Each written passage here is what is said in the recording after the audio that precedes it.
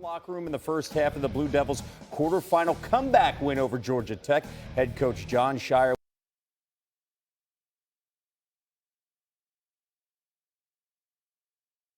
availability for tomorrow's semi. Listen to this.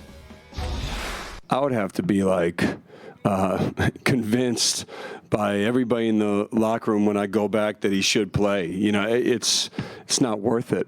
You know, it just isn't. And again, I mean, he was swollen already. It's not about being ready to go tomorrow. That's not the most important thing for us. We got to see if we can get one seed. They're set. Now you want to hope that you're going to end up in Raleigh, which is a Friday, Sunday. You do everything you can do inside of the week to get him healthier, because trying to play 60, 70, even 80% on a bad ankle, that's not good for anybody. It's definitely not good for a player that has the ball in his hands and does the things he does defensively. I would be hopeful for next Friday if it's in Raleigh and really try to do everything we can do to have him ready for that Sunday. But you'd want him to get something done during the week, potentially, but you cannot even come close to attempting it this weekend.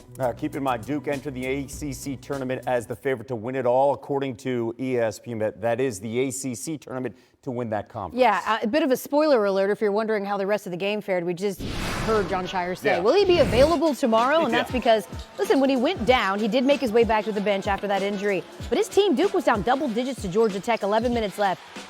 Knippel with the 3, so now they're up by 8. Now by 6, Knippel. Look at this. Come on! Watch that. Come on, Malawach with the slam dunk. Flag loves it. He's like, I got enough juice to get up on this 1 foot. Knippel here draws the foul. He hit the free throw, convert the three-point play, so Duke up by 11. How about one more slam from Malawach? This one not nearly as impressive because he used 2 hands. Wow. Duke responds after the injury. They come back to beat Georgia Tech 78-70, and they do move on to that semi. As for the Big 12 championship quarters, Colorado, Houston, under 4 minutes left in the first. Houston up 32-27, Emmanuel Sharp. That looks sharp to me. He's Houston really good. He can really shoot. Sharp now, again from deep. That's a heat check. Houston opens up the lead. To the second half we go, 14 minutes left. Houston still up by 7. Sharp. It's an all-Sharp highlight. They're highlighting the Sharpie. He'd hit the free throw, 3-point play, had 19 points, 5 boards, 3 steals.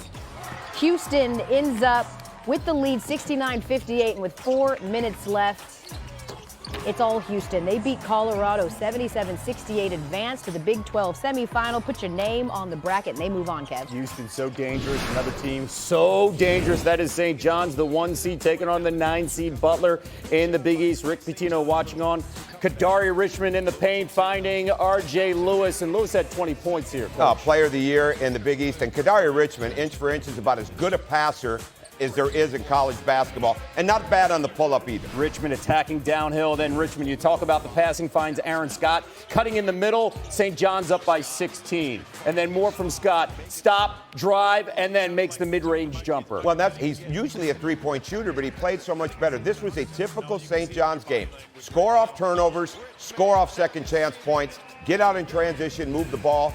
They are so good right now and not even close to peaking yet. The confidence right now rolling for the Johnnies. They go on the win 78-57. Both Duke and Houston entering the day as 1 seeds according to Joe Lunardi, and would not be in danger of losing a top seed even with early exits in their respective conference tournaments. As for St. John's, the Red Storm entering the day as a 3 seed. They would need a long run in the Big East tournament to result in a 2 seed per Joey Brackets. All right, Coach, we already know about the prowess of the SEC, both in men and women's basketball. They are loaded, but give me some other teams that are dangerous as we get close to the tournament. Well, we've talked about Duke. There's no question with a healthy Cooper Flagg. And then Malik Brown went down today as well, so that was tough. But I'm going to stay in the Big 12. I really am. I'm going to go with Houston. And I'm going to go with Iowa State. Houston right now, Jawan Roberts went down with a right ankle injury today. That's not good. You hope he's back. But L.J. Cryer is a fantastic scorer. We watched the Sharp highlights. We see another one there. Milos Uzan, who transferred from Oklahoma, has been phenomenal. They've got a front line. They're a deep team. They're extremely well coached. If I have one concern about them, they don't always put the hammer down on people when they need to.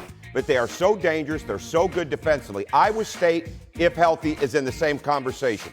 Taman Lipsey did not play today. They held him out. Keyshawn Gilbert did not play today. But Mochilovic did. and so did Nate Heisey, and so did Joshua Jefferson, and so did Deshaun Jackson, and so did Curtis Jones, who had over 30 today inside of this game. I think they're really, really good. I think either one of those teams could end up in the Final Four. Either one of those teams could win it. You mentioned the guys that they didn't play. Iowa State did, in fact, lose to BYU in that Big 12 tournament. But again, bigger fish to fry, right, Coach? And BYU is really good. They're playing as well right now in the last 3-4 weeks, maybe if anybody in the country. Put them right up there with St. John's and others like that. Scoring at a high level, that was no fluke. But also, Iowa State was not healthy today. Tom, thank you so much. Let's go continue the basketball conversation. Yeah. Let's talk about the NBA. Maybe a finals preview last night. The Thunder got 34 points from MVP favorite Shai Gilgeous-Alexander to hold off the Celtics by 6. OKC clinching a playoff berth. They won for the 17th time in 18 games. Jason Tatum had 33. Boston took a franchise record 63 threes. Trust the game plan. You trust each other offensively. And you do the little things to earn a win. Like, every night in the NBA is going to be different. Every opponent's different. Sometimes teams shoot better than expected, worse than expected. But regardless, every night's going to pose an opportunity to earn the win. And we did those little things tonight to do so. We normally find a way to figure out how to win. Even if we're not shooting the ball well, we put ourselves in position, to still, make it close or be in the ball game. By doing all the little things, and sometimes you don't make shots. Great environment last night. Celtics have, though, lost each of their head-to-head meetings against the Thunder this season. Last night, again, I mentioned they put up 63 triples. They hit 20 of them. That tied a record for three-point attempts in a regulation game in NBA history. Mike and Frank with much more in tonight's PTI bonus topic. Okay, Frank, who had the more impressive win last night, the Thunder or the T-Wolves? All right, so OKC, they win last night without Jalen Williams. That's on the road against the defending champs. Huge. And when they beat them in January, they didn't have Chet Holmgren. So I Huge. get all that. And they're a great defensive Huge. team. But I'm going to throw a little curveball for you here. Okay. Because Minnesota has won 6 in a row. And Julius Randle, everyone in Minnesota has been waiting and saying, why did we ever make this trade with Karl Anthony Towns? This is why. They've now won their last 11 games with Julius Randle. And the thing to remember, it's interesting. They've won all 3 games against Denver this year. And I keep thinking Denver's the team that might surprise you come playoff time. But Minnesota's beaten them 5 straight times. And that includes 6 and 7 in the playoffs. And what I love about Chris Finch, their head coach, he complimented Rudy Gobert on the great job he did shutting down Nikola Jokic, who only had 34 points and 8 rebounds. But Jokic did admit after the game, this team kind of has our number. Minnesota right now is peaking at the right time. They were in the conference finals last year. When Your Minnesota, OKC Thunder got to get out of the second round. When Minnesota has Gobert, Randall, and Conley, I think they're as good as anybody in the West in a playoff series. Yeah. We saw them beat the champs once removed last year. Now, the current champs, of course, is still the most impressive win is still going in without your second All-Star, without Jalen Williams, going into Boston and winning that game, particularly with the talk out there that people look at OKC and don't really know whether they measure up to what is considered championship basketball as we enter the playoffs. Frank, I know a young team is more likely to have its hearts crushed than win, sort of in a second year of trying to flower. But OKC is so impressive defensively and what SGA does, and he's the MVP. Narrowly, maybe, over Joker. On my ballot, Michael Malone, it's SGA because his team wins these games. And in the fourth quarter, he takes these games over. And he might be the best mid-range player in the NBA since... All right. And he draws a lot of fouls, too. Okay. But I'm not going to say that word. I didn't say it yet out loud. Let me ask you this. Brass tacks. Minnesota, Oklahoma City in the playoffs. With all that experience. I'd like to see it. All that experience. I don't know who the betting favorite would be. 2 small markets. Oh, what would the league do about that? That's it. The Lakers will get in there somehow. We're done. Back to you. Kevin, we are 10 minutes into Sportscenter, and we have yet to talk about the NFL. Thank goodness. We offer condolences. Because of the topic. Fair. With the Steelers waiting on Aaron Rodgers, Russell Wilson isn't waiting on Pittsburgh. Adam Schefter reports that he's visiting the Browns today and then is going to head to New York to talk to the Giants tomorrow. Our Browns reporter Daniel Oyefuzi is on the scene with more. No Rodgers? Sources tell me Wilson arrived at the team facility shortly before 9 a.m. and spent the next 5 hours in the building, meeting with members of the Browns coaching staff and front office. Wilson left without a deal, but a team source described the meeting to me as a, quote, solid visit. Now, the Browns are in dire need of a starting quarterback. Deshaun Watson is rehabbing an Achilles injury. And the only other quarterback on the team is Kenny Pickett, who the team traded for this week. Pickett told reporters today that he was informed he'll get a chance to compete to be the starter, but he expects a veteran addition. In Cleveland, Daniel Yafusi, ESPN. We're so excited to bring in our NFL analyst, Sam Acho. He's got more. We're going to play a little game here called State Your Case, all right, when it comes to a better fit for Russell Wilson. Do you think that it is the Browns or the Giants, Acho? Oh, it's absolutely the Cleveland Browns. The Cleveland Browns are a better fit for Russell Wilson for a myriad of reasons. I think number one, it's Kevin Stefanski taking over play calling duties again. What does Russell Wilson do best? I believe it's his play action game. He did it in Seattle, and I think he's going to be able to do it if he shows up in Cleveland. Cleveland, when Kevin Stefanski is calling plays, they're one of the top rushing offenses in all of the NFL. Top 10, sometimes number one, minimum usually top 5. And so if you go back to that running game like you had in Seattle back in some of his glory days, you lean on the run, lean on the play action, and all of a sudden you have a better chance to have success if you're Russell Wilson and success if you're the Cleveland Browns. I think that's the match that needs to happen. Yeah, by the way, when we mentioned the Giants and a little bit of news here, they actually also hosted quarterback Joe Flacco today. That's according to our Field Yates. We just heard Kevin joke about the fact we haven't mentioned Aaron Rodgers yet. Here you go, Kev. Exactly. How long, if you're the Steelers, do you think that you should wait around to see what his decision is going to be before you try and target another top quarterback? I think you're in no rush if you're the Pittsburgh Steelers, if you're waiting on Aaron Rodgers. The reason why is this. I think Pittsburgh is the best fit so far for Aaron Rodgers. Why is that? Pittsburgh versus whether Cleveland or a team like New York and the Giants. Pittsburgh has weapons. They just added DK Metcalf. They have George Pickens. They have a defense. They go to the playoffs consistently. And so if you're Aaron Rodgers, you want to rejuvenate your career, why not go to a team that number one is going to have a defense, a coaching staff, and oh, by the way, receivers like George Pickens and DK Metcalf. That's a better option than New York or than Cleveland. And so if I'm the Pittsburgh Steelers, I know that I'm Aaron Rodgers' best option if he still wants to play. So I'm not rushing this at all. I'm letting him take his time, make his decision, and know that his decision is likely going to land in Pittsburgh. Yeah, Resurrect is right. Last season, Rodgers finishing 25th in total QBR. We'll see if he's got something left in the tank. Sacho, thanks for joining us here on SportsCenter. Still to come on SportsCenter, evaluating the best fits for Cooper Kupp as the former Super Bowl MVP searches for a new team. Plus, how Steph Curry views best fit for the wide receiver. Yeah, I think the Seattle Seahawks would be a perfect fit for Cooper Kupp because the turntables have turned. Seattle had so many great receivers, and all of a sudden, Seattle's receivers are gone. DK Metcalf is in Pittsburgh. Tyler Lockett has been released. All of a sudden, there's a void at receiver. And yes, Jackson Smith and Jigba is still there, but what an addition Cooper Kupp will be if he joined the Seattle Seahawks. And oh, by the way, they know him extremely well. That's a division rival. You see him twice a year, and so they know his talents up close and personal. Oftentimes you'll see teams sign players from their rivals so they can get better themselves, make the other team worse. And so for me, I think that Cooper Kupp to Seattle is a perfect fit. The 31-year-old Kupp hasn't played more than 12 games since his Triple Crown season in 2021. Keep an eye on that. So far, though, Sacho, who has been your biggest winner and loser in free agency? And let's start with the winner first.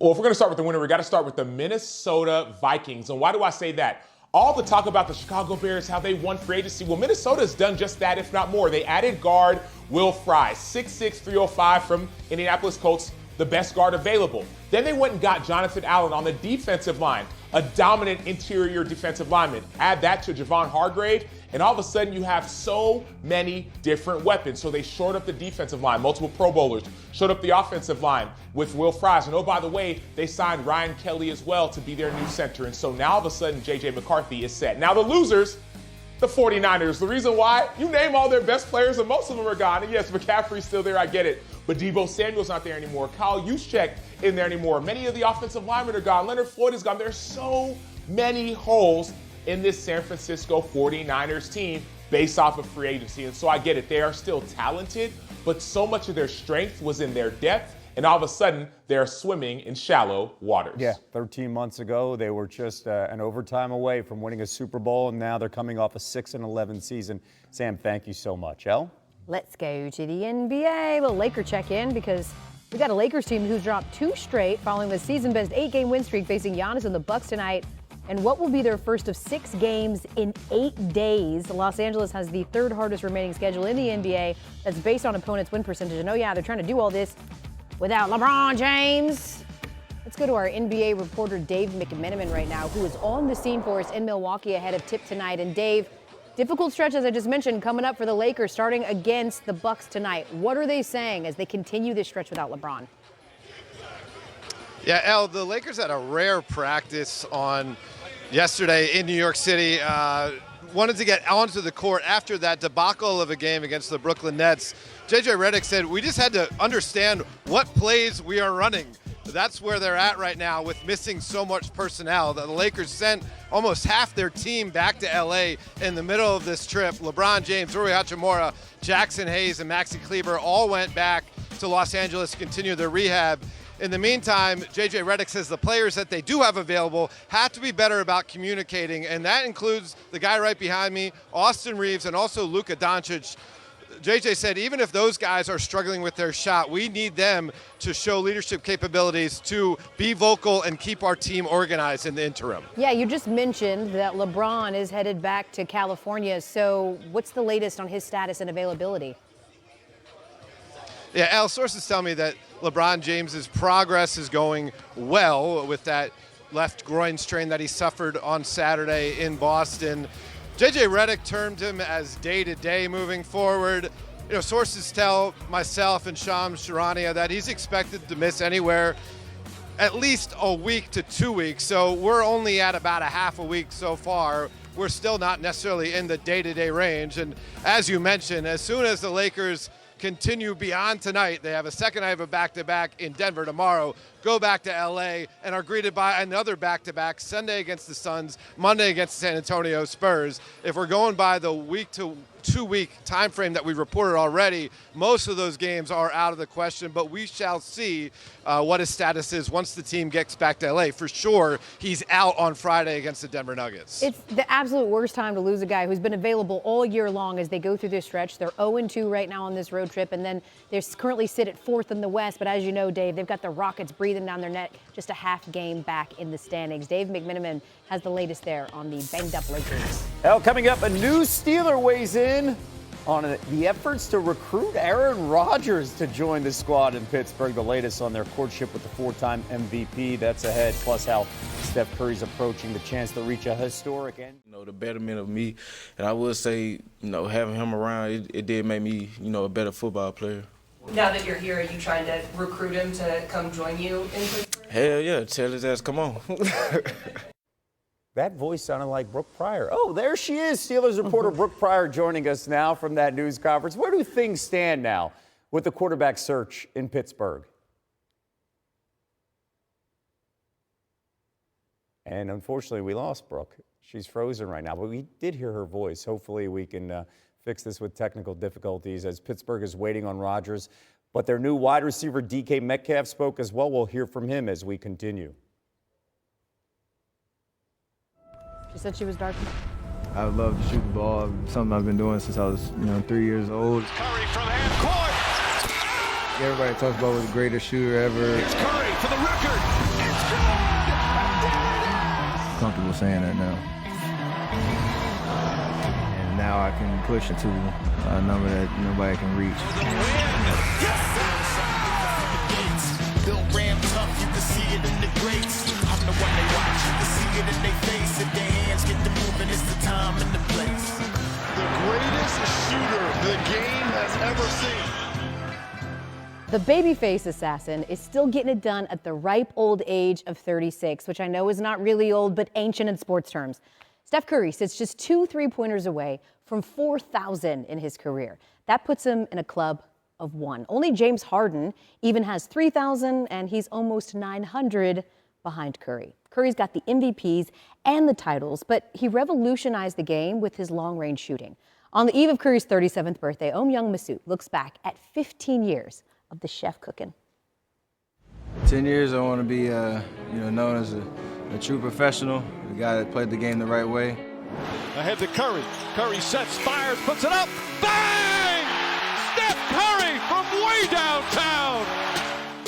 They've come in a variety of forms: off the dribble, pin downs, pump fakes, relocations, quick triggers, catch and shoot, step back, side step, logo shots, and of course, the signature no look. Oh my goodness, Steph Curry, you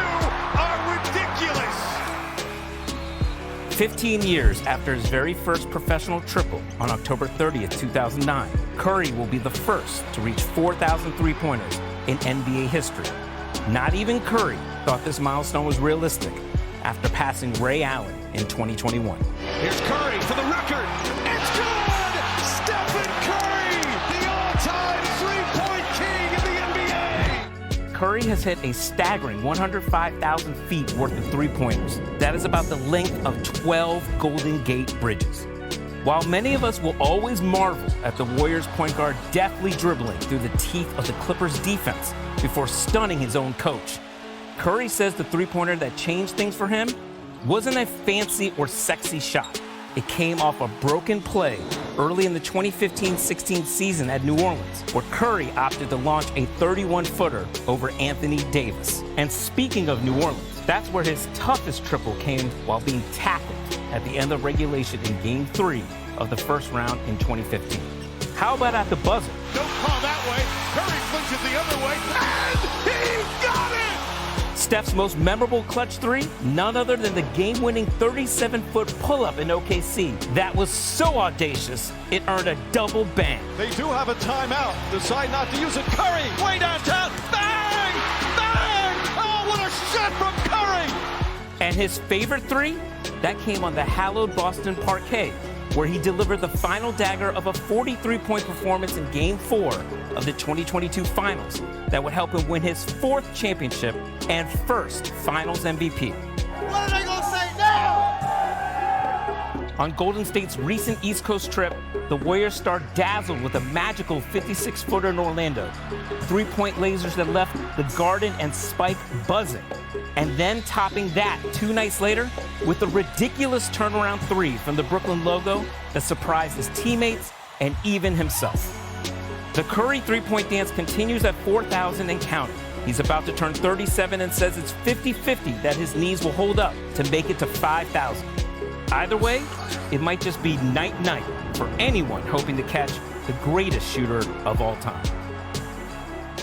Period. The 5 words I utter the most when I watch Steph Curry play. What the hell was that? It's insane. Our NBA reporter, Om Youngmasuk, is on the scene at Chase Center ahead of the Kings-Warriors matchup. We're standing on the precipice of history. We could see him hit 4,000 career threes tonight. What does it mean to him and to his teammates to potentially accomplish that feat? Oh, I recently asked Steph what reaching 4,000 means. He says, look, it's a clear milestone for sure, but he never thought in his wildest dreams that this number was realistic after he passed Ray Allen at Madison Square Garden with 29.74. I asked Steve Kerr recently what it means. Obviously, he was a great three-point shooter back in the day, and he said it's unfathomable that Steph has hit 1,000 more threes since he passed Ray Allen in 2021. So how far can Steph take this L? I asked him that, and he said it's up to his knees. Whether or not his knees can hold up 50-50, he's certainly going to try and take this as far as he can. Yeah, well, and if you're wondering what are the chances that he's going to as he sits just 2 away, he has multiple three-point field goals in 17 straight games. That's the longest active streak among available players. So I'm not a betting person. Actually, I am a betting person. I would probably bet on that tonight. The Warriors obviously have much bigger fish to fry, right? They're trying to go 13-2 since the debut of Jimmy Butler. How do they plan to keep this going as they creep an inch closer towards the postseason? Well, tonight they get a big boost. Jonathan Kuminga is probable to return for the first time since spraining his ankle on January 4th. He has been out for a long time, but what he gives them is a more explosive, young, athletic element that they don't have. Steve Kerr said he will bring him off the bench and bring him along in short bursts. He wants to be very careful with Kuminga. He also said that he's going to continue to play role players who have thrived in Kuminga's absence, like Guy Santos. Moses Moody certainly has shined while he's been away. But he also watched film with Kuminga and watched Jimmy Butler specifically to have Kuminga kind of learn how to adapt when he comes back and play alongside Butler. I asked Butler, would he mentor Jonathan Kuminga? And he said, absolutely. He sees Kuminga as a guy that he wants to help develop his game. Listen, Jimmy Butler has been perfect for this team. He has been communicating with everybody. I expect that to happen with Kuminga. You watch him on the sideline. I've seen him numerous times. He'll bring out the whiteboard. He's drawing up plays, talking to Draymond, talking to Steph, trying to get on the same page as much as they can before they start a playoff run. Yeah, it's safe to say that their basketball IQ might be unmatched. Warriors, by the way, that record of 13-2 since they got Jimmy Buckets is the second best record in the NBA over that span, behind only the Cavs. Young-Masuk with the latest ahead of the Warriors game. Thanks so much, Om. Elle, as promised, let's get back to the Steelers conversation. No more waiting game, at least with Brooke Pryor. As for Aaron Rodgers, well, everybody continues to wait. They wait for a decision from the 40-year-old who has yet to make an announcement on where he's going to go, if he's even going to continue playing in the NFL. They did bring back Mason Rudolph, who was with the Tennessee Titans this past season. And there she is, Steelers reporter Brooke Pryor joining us here. Where do things stand in this waiting game with the quarterback search in Pittsburgh? Yeah, Kevin, I mean, like Aaron Rodgers and the Steelers, I just wanted to make you guys wait a little bit longer for this update because, like you mentioned, they did sign a quarterback. They signed Mason Rudolph, somebody they are very familiar with, 2018 third-round pick. I'm told that this is a conversation that began even before Justin Fields decided on the New York Jets. This is an option that Mason Rudolph had among several options, and he chose to come here because of his familiarity with the organization and the opportunity that he could have backing up either Aaron Rodgers, perhaps Russell Wilson, but at this point, it's still a waiting game. And even though Aaron Rodgers is not in Pittsburgh, he's not agreed to terms, he hasn't called them to make his decision, he was a heavy topic of conversation here as the team introduced a handful of new free agents because not only did former teammate Brandon Eccles give him a pitch to come here, we also talked with Darius Slay, who is very familiar with Aaron Rodgers from his years in the NFC North, playing opposite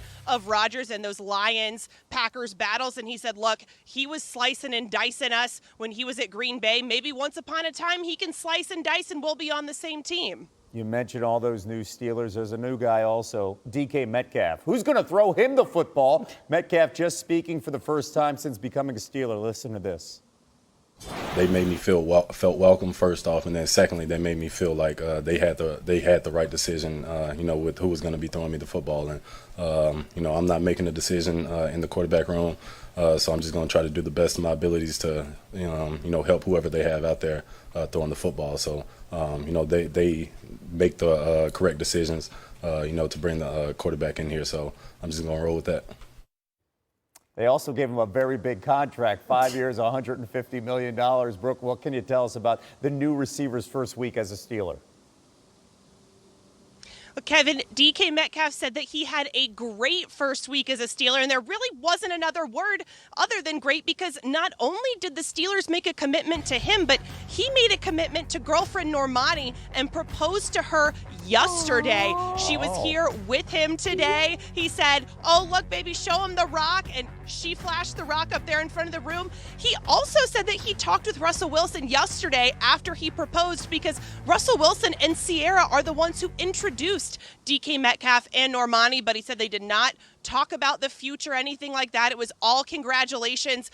And I asked him, I said, now that, you're in the fold with the Steelers, you're here for 5 years, do you feel it's your responsibility to make a recruiting pitch to some of these free agent quarterbacks to come into the building? And he said, no, this is a historic franchise. The recruiting happened before I got here. So if you want to come and help us win, that's great. If not, good luck. We'll see you on the other side. Quite a week for DK Metcalf and his family. Yay. Congrats to him. Brooke, thank you so much. And thank you for making sure that you stayed in the C block, and we're not going to continue to wait with the Steelers news. Appreciate you. Look what you made me do. I love Normani. All right, coming up with Champ Week in full swing, we're going to take a look at how today's results are reshaping the tournament outlook for teams that are on the bubble.